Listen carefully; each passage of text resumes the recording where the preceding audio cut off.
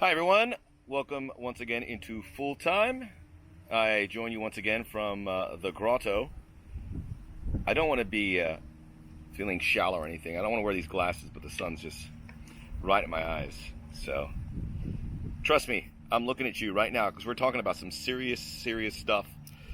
The United States men's national team. So, thank you for everyone who responded with great feedback, some positive, some not so positive, some titanically negative about the USA game in Mexico. It was a tough pill to swallow, but we move on and we remember this is a process for the U.S. team moving towards World Cup qualifying, which is about a year away. I know you've been hearing this from so many people about what's going on with the United States team. I know Alexi Lalas has been pretty ubiquitous with that. Taylor Twellman, Brian Dunstan, so many guys, Stuart Holden talking about it. And I would suggest to you to take all this information and sort of flesh it out yourself. I mean, I've been known to give I've been known to knock some home runs right out of the park with my analysis, but I've also been known to speak some gobbledygook. So take the positive and negative as you will. But let's get into the meat and potatoes of the United States. Let's talk about the positive, okay? Because there was positive. First of all, St. Louis, congratulations. Big time U.S. national team back there at Busch Stadium. Of course, St. Louis is getting a MLS franchise very soon. I'm very excited for them. If you look at the field, it wasn't that great. It created a very slow surface, which I think benefited the United States in this case. There were some divots the size of large frisbees being eaten out of the field. Obviously, a lot was laid down on the turf because there was a baseball diamond. You know, the crowd was to be expected due to the fact of this malaise the United States national team are in, but we'll get to that shortly. The result, 1-1 against Uruguay. That's a great result against a team. It's a good result. Let's not get carried away.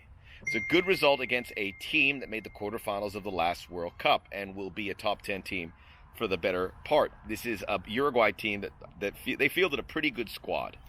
There was no Edison Cavani or Luis Suarez, but there was a lot of good guys between the ages of 20, 21, 22, 23 that you would probably see on any big Uruguayan fixture. Possession, the United States had 60, a little bit up from Mexico. They also had more shots. I think they had 6 against Mexico. They had 11 against Uruguay, and Uruguay's a good opponent.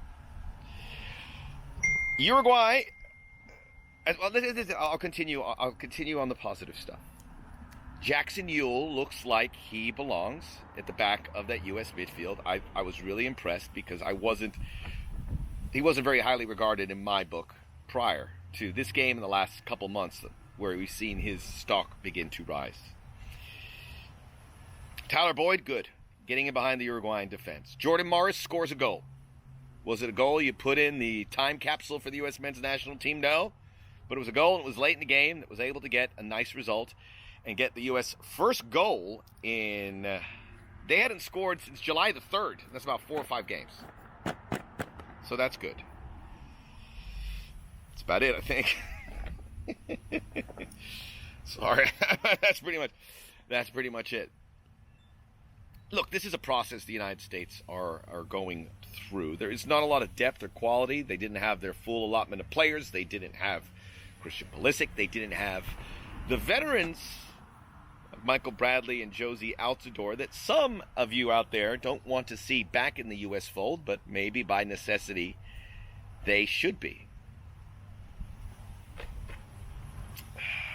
The Uruguayan team, as I said, did not really have their foot on the pedal. That was abundantly clear. But what can you do?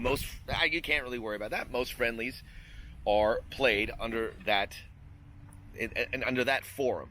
I think USA-Mexico was an outlier. That was an intense game. But that's why I also said for Greg Berhalter to take the most out of it and get these young players a chance under those circumstances. Because you can imitate that. That feels more of a friendly. You got to seize that. I would also say Josh Sargent got some minutes. Didn't look out of place. And that's invaluable to get him that time for a young player. You know, as I was watching this, I was thinking, maybe Mexico is an elite powerhouse of a team. maybe Mexico's really good and we lost to a really good team. Mexico, I didn't say this in my last full-time segment about the national team, and thank you for everyone. We had such great feedback, great comments again. I was thinking maybe Mexico is a really elite team. However, that came to a large thud Tuesday night when Mexico were down to Argentina 4-0. They're not elite. They played that game down in San Antonio, so it was more like a Mexico home game, and they got throttled. No Lionel Messi. It was Lautaro Martinez scoring a hat trick. And immediately I said, does Lautaro Martinez have an American mother by chance? He's obviously cup ties, but that's what I thought. All right, for the U.S., the style that Greg Berhalter is developing requires a process. He has to be given time because this is pretty monumental what he's trying to do to create this style. Oh, before I go on, central defense, that was another concern. Aaron Long got turned inside out by Brian Rodriguez. I was happy about that because Brian Rodriguez plays for my club that I work for, LAFC. But the central defense, with John Brooks injured, looks like it needs a lot of work. I'm going to choose my words very wisely here. All right, so the process that Greg Berhalter wants to do is going to take a while, and he should be given that time. But each time I see it, I wonder what happens when World Cup qualifying begins a year from now and that process hasn't fully developed. Do we continue on it in games that really matter? Or do we resort to the old tried and tested American way? Especially if you're playing in a game in Trinidad and Tobago or playing in a game in Honduras. What do you do? That's a big decision to make. Because if you drop a couple of those games early on, you're in big trouble. Facts. Even though qualifying is going to be there to protect the United States. So that's a positive in all of it. And it gives Berhalter a little more time. But what happens if it's not quite ready? I think that's something we really have to look at. It's not going to be complete. It doesn't look like it's going to be complete. Now, the rest of the year, what can you get out of the U.S. team? You have 2 games against Canada. You have 2 games against Cuba in the Nations League. I don't think that's going to give us a real, true view of where the U.S. are at. I mean, they're going to run all over Cuba. Canada will be a better test, but can you rely on Canada? They have kind of just sat there in the middle of CONCACAF. Even in the last Gold Cup, they fell to pieces at the worst possible time. I was going to use some bad language, but I love Canada. I didn't want to say that.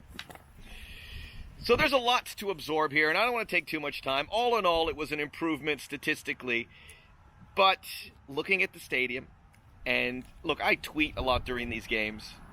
When I tweet, I am not Adam Schefter by any means, but when I tweet during U.S. games, I get a lot of traction, a lot of likes, a lot of retweets. I got a lot of that in the Mexico game. I got nothing in Uruguay, and I realized, are people even watching?